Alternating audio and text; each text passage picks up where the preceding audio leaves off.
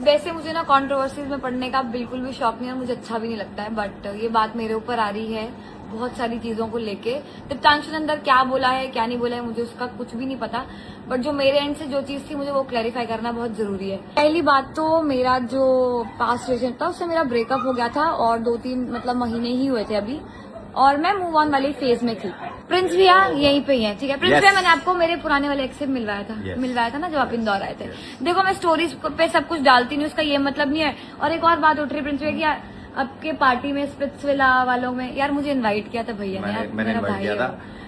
ये मेरी बहन है और ये उन सबसे पहले मैं इसको जानता हूँ, उनको तो मैं बाद में जानता हूँ। और फिर मुझे बोलते क्लाउड चेज कर, भाई मेरे को कोई शौक नहीं किसी से कोई क्लाउड चेज करने का। क्लाउड चेज किसको बोल रहे हो? उसको इससे क्लाउड चेज लोग कर सकते हैं क्योंकि ये बहुत पहले से है और सारा कंटेंट 6 से 7 साल हो गए मुझे इंडस्ट्री में। दूसरी बात जो मुझे क्लियर करनी है, जब वो इंटरव्यू दिया था ना उसने स्पिट्सविला का, तो उसने वो मेरे बारे में बताया था कि आरएनजी करके एक लड़की, तो उन लोगों ने मुझे अप्रोच किया। तो मैंने इनको कॉल करा कि प्रिंस भैया इन लोगों ने मुझे क्यों अप्रोच किया। फिर हमारी टेक्स्ट पे बात हुई थी, वो स्क्रीनशॉट भी आपको दिखा दूंगी मैं।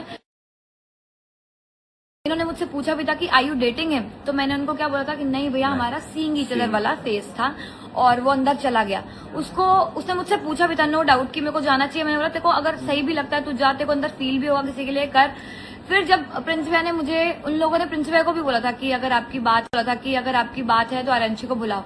तो कुछ मुझे बातें प्रिंस भैया ने बताई थी तो मैंने पॉडकास्ट में तो बोली बुलाने के ताकि मैं वहां पे शो में जाऊं। बट मैंने प्रिंस भैया को भी यही चीज बोली कि प्रिंस भैया मेरे पास कोई राइट्स नहीं है और मैं उसकी बंदी नहीं हूँ कि मैं अंदर किस हक से जाऊंगी। मुझे लफड़े नहीं चाहिए जिससे बाहर कंट्रोवर्सी, हाँ बाहर कंट्रोवर्सी हो। But somehow I got involve. फिर बाहर आके ये लफड़े होने चालू हो गए। अब ब्लेम्स लग रहे हैं कि हम पहले से अंदर डेट कर रहे थे। गाइज हम लोग डेट नहीं कर रहे थे पहले से अंदर से, और इनको मैंने सब चीज बताई थी। मैं एक और बात बोलता हूँ कि अगर इसे कंट्रोवर्सी करनी होती है शो में आ जाती, क्योंकि मैंने इसे खुद कॉल किया था कि तू शो में जा सकती है डायरेक्ट, और अगर तुझे जाना मैं तुझे भेजता हूँ। और वहां से भी मैंने फोन कर दिया था, तो डायरेक्टर ने बोलता कि अगर इश्यू वाला काम तो वो आ सकती है। पर इसने मुझे बोला कि भाई मुझे कोई लफड़ा नहीं चाहिए, और अभी मैं ऐसा कुछ भी नहीं है कि मैं उसके साथ रिलेशनशिप में हूँ। और अगर अंदर जाके उसने बोला कि तूने बाहर मुझे भाव नहीं दिया था और उसने किसी और को चुन लिया तो फिर मेरा वॉकआउट हो जाएगा, तो भाई मुझे किसी लफड़े में नहीं बनना। तो अगर इसे क्लाउड चेजिंग करनी होती है ये वहीं पर आ जाती है। ये क्लाउड चेज वाली बात भी दूर है प्रिंस भैया, मतलब ऐसे कोई भी अगर दीप्तांशु ने अंदर क्या बात की है मुझे नहीं पता, उसने क्या बोला है लोगों को, क्योंकि जहां तक मुझे भी पता चला ना, दीप्तांशु से मैंने पूछा तूने सबको ये बताया कि मेरी अंदर बंदी, बोलते नहीं मैंने ये बताया था क्योंकि मैं आपको बहुत मिस करता था। तो मैंने ये बताया था वहां पे कि एक लड़की जो मुझे अच्छी लगती है, और लोग उसको कैसे कैसे क्या बोल रहे हैं मुझे नहीं पता उसने किससे क्या बात की है यार। और सीरियसली हम लोग डेट नहीं कर रहे थे।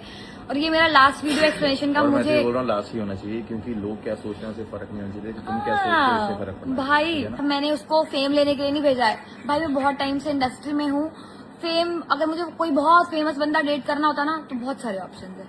तो ये जो कुछ भी तुम बात करते हो ना, बात करने से पहले सोचा करो। और गाइस बोलना भी इसलिए जरूरी था ना क्योंकि एट द एंड तुम लोग मुझ पे पॉइंट कर रहे हो। But let's go. गाड़ी देखो उनकी यार, लुक एट द गाड़ीज। I love Rubicon.